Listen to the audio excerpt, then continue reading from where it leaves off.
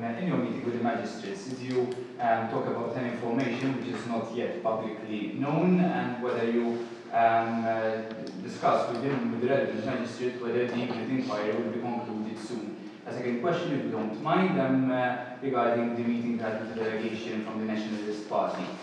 Did you discuss the allegations that Daphne Caruana Galizia wrote against Adrian Delia today, the opposition leader? Yeah. Could I start with the magistrates? We appreciate that they accepted to meet with us, each one separately.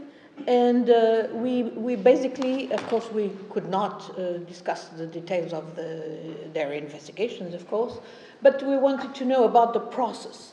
What is the outcome? What is the pace of the investigation? Because, of course, as I said, we are now confronted with the information that the magistrate that has been following the case of the assassination since day 2, because in the meantime there was a previous magistrate who excused himself, it's now going to be off the case because it's going to be passing into another position.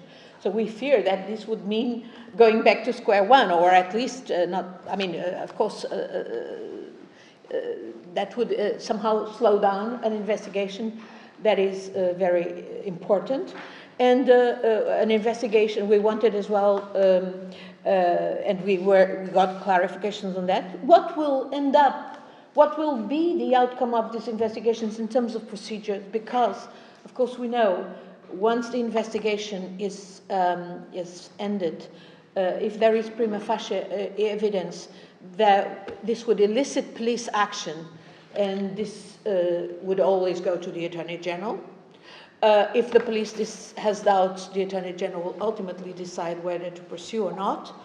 But we, of course, are extremely concerned because the police, as we see, the police is not exploring many of the important leads that are there in the public eye. And we wanted to find out how that is happening. And indeed, we come to the conclusion that there could be actually different and separate investigations, and it's quite worrying that there would not be more interaction between the investigation led by the judiciary and the magistrates and the police itself. Beyond that, on how we discussed with the Nationalist Party and the accusations against their chair, I raised that subject, and I also said very clearly that for me the discussion about the rule of law is not a discussion only about one party family.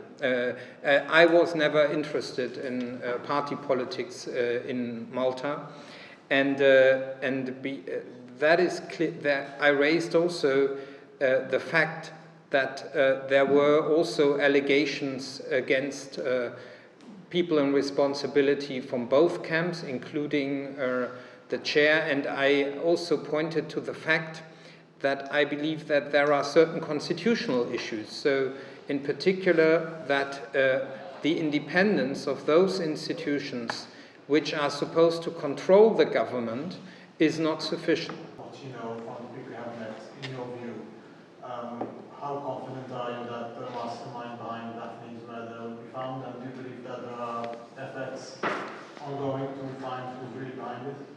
Or has it somehow stalled? Well, by one of our interlocutors, we were reminded that the Prime Minister, a few days after, right after these suspects were detained, said he had his own conviction about who could be that masterminder. I don't know if it was ever heard, namely by the magistrate or the police, about this conviction somehow he had. But what I know is that indeed there are a lot of leads there in the public domain, namely revealed by the Daphne project, that absolutely required an investigation. And that the police commissioner is on the record saying, or someone on behalf of the police, that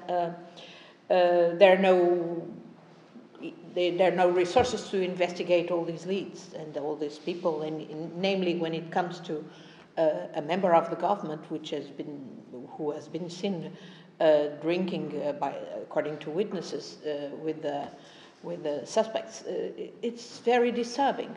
So I hope, I sincerely hope, that indeed the Maltese authorities, with the support of international agencies such as Europol, with the great work that is being done by this consortium of journalists that I believe, of course, integrates Maltese journalists, with the support, with the input of civil society here in Malta, who wants the truth, who doesn't let the issue die down, because it simply cannot be that the buck stops with the 3 people who have been detained. We were told that they are supposed, the maximum time for their detention, preventative, before any charges are set, would be 20 months. We hope that before that time we will indeed know more and know who ordered that, because it is clear that these people had no grudge personally against Daphne.